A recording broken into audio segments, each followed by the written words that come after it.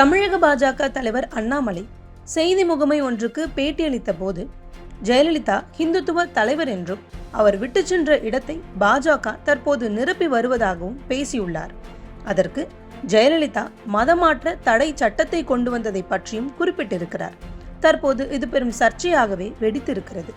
Now if you look at it, sir, till Jayalalitha ji is alive, till madam is alive, she is a far superior Hindutva or a Hindu leader than anybody in Tamil Nadu. Far superior Hindutva leader.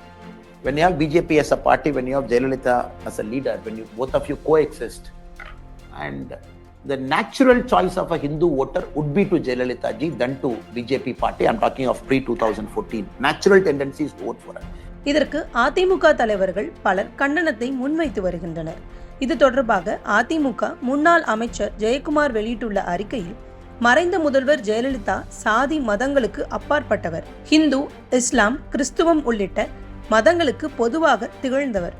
பாஜக மாநில தலைவர் அண்ணாமலை தன்னை அடையாளப்படுத்திக் கொள்ள வேண்டும் என்று மறைந்த முதல்வர் ஜெயலலிதா மீது அவதூறு பரப்புகிறார். இந்து மதத்தை மட்டுமே சார்ந்தவர் என்று அவரது பெயருக்கும் புகழுக்கும் களங்கம் விளைவிக்கும் வகையில் வேண்டுமென்றே பேட்டி கொடுப்பது கடும் கண்டனத்துக்குரியது என விமர்சனத்தை முன்வைத்திருந்தார். அண்ணாமலை பேச்சின் பின்னணி என்ன? தமிழகத்தில் தங்களின் கட்சியை வளர்க்க பாஜக போராடி வருகிறது. குறிப்பாக தனித்து நின்றால் தமிழகத்தில் வெற்றி பெற முடியாது என்னும் அடிப்படையில் கடந்த காலத்திலிருந்து கூட்டணி அமைத்து தேர்தலை சந்தித்து வருகிறது பாஜக. அப்படியாக ஜெயலலிதா மறைவுக்கு முன்பும் அதிமுகவுடன் கூட்டணி அமைத்து தேர்தலை சந்தித்திருக்கிறது. ஜெயலலிதா மறைவுக்கு பின்பு அதிமுகவுடன் கூட்டணி அமைத்து 2019ஆம் ஆண்டு நடந்த பொது தேர்தலை சந்தித்தது பாஜக. அதில் இந்த கூட்டணி ஒரு இடத்தில் மட்டும்தான் வெற்றி பெற்றது. அதன்பின் 2021ஆம் ஆண்டு நடந்த சட்டப்பேரவை தேர்தலிலும் பாஜக அதிமுக கூட்டணி அமைத்து தேர்தலை சந்தித்தது. இதில் பாஜகவுக்கு 4 இடங்கள் கிடைத்தன. அதன்பின் கூட்டணியில் முறிவு ஏற்பட்டது. இந்த நிலையில் இரு கட்சிகளும் தனித்தனியாக தேர்தலை சந்தித்தன. ஆனாலும் தமிழகத்தில் வெற்றி பெற திராவிட கட்சிகளுக்கு எதிராக அரசியல் செய்தால் மட்டும் பத்தாது. திராவிட கட்சியாக மாற வேண்டும் என்பதை உணர்ந்து கொண்டிருக்கிறது பாஜக. இதனால்தான் பிரச்சார மேடைகளில் அதிமுகவின் முக்கிய தலைவர்கள் பற்றி புகழ்ந்து பேசுகிறது பாஜக. நடந்து வரும் மக்களவை தேர்தலிலும் கூட தமிழக பொதுக்கூட்டத்தில் பேசிய பிரதமர் மோடி அதிமுகவின் முக்கிய தலைவர்களான எம்ஜிஆர் மற்றும் ஜெயலலிதாவை புகழ்ந்து பேசுகிறார். அவர்களின் ஆட்சி, திட்டங்கள், தமிழக மக்கள் மீது அவர்கள் கொண்ட அக்கறை என பலவற்றை சுட்டிக்காட்டினார். இதனை எல்லாம் பெரும்பாலும் அதிமுகவுக்கு நல்ல வாக்கு வங்கி இருக்கக்கூடிய இடங்களில் பேசினார் என்பதும் குறிப்பிடத்தக்கது. காரணம், அதிமுக முன்னாள் முதல்வர் ஜெயலலிதா மறைவுக்கு பின்பு அதிமுக வலுவிழந்து வருவதாக கருத்துக்கள் முன்வைக்கப்படுகிறது. அதற்கு ஏற்றாற்போல் பொது தேர்தல், சட்டப்பேரவை தேர்தல் மற்றும் உள்ளாட்சி தேர்தலிலும் கூட அதிமுக சிறப்பான வெற்றிகளை பதிவு செய்யவில்லை. எனவே அதிமுகவின் வாக்கு வங்கியை பெறும் முயற்சியில்தான் அக்கட்சியின் முக்கியமான தலைவர்கள் பற்றி புகழ்ந்து பேசி ஸ்டண்டுகளை நிகழ்த்தி வருகிறது பாஜக.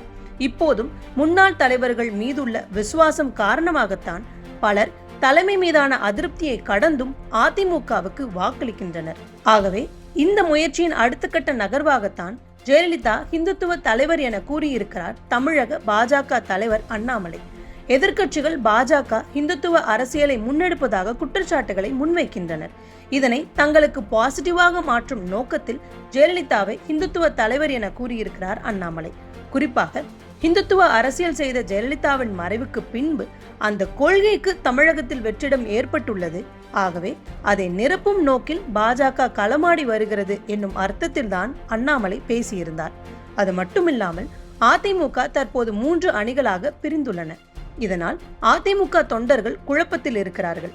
பாஜக மற்றும் ஜெயலலிதா கொள்கை ஒன்றுதான் என சொல்லும் அடிப்படையில் அதிமுகவின் அடிமட்ட தொண்டர்களை தங்கள் பக்கம் திருப்ப எடுத்த முயற்சிதான் அண்ணாமலையின் இந்த பேச்சு என அரசியல் நோக்கர்கள் கருத்தை முன்வைக்கின்றனர்.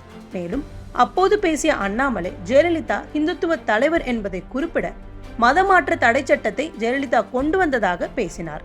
ஆனால் அது திரும்ப பெறப்பட்டது பற்றி அவர் குறிப்பிடவில்லை என்பதை நாம் உற்று நோக்க வேண்டும். ஆகவே இது திட்டமிட்டு அதிமுக இடத்தை பிடிக்க பாஜக எடுத்திருக்கும் மற்றொரு முயற்சி. இதற்கு தற்போது அதிமுகவினர் கடும் கண்டனத்தை தெரிவித்து வருகின்றனர். ஆனால் இப்படி பல வியூகங்களை வகுத்து அதிமுகவை தன்வசப்படுத்த பாஜக தொடர்ந்து முயன்று வருகிறது. அதனை அதிமுக தலைமை எப்படி தடுக்கும் என்பது கேள்விக்குறியாக உள்ளது.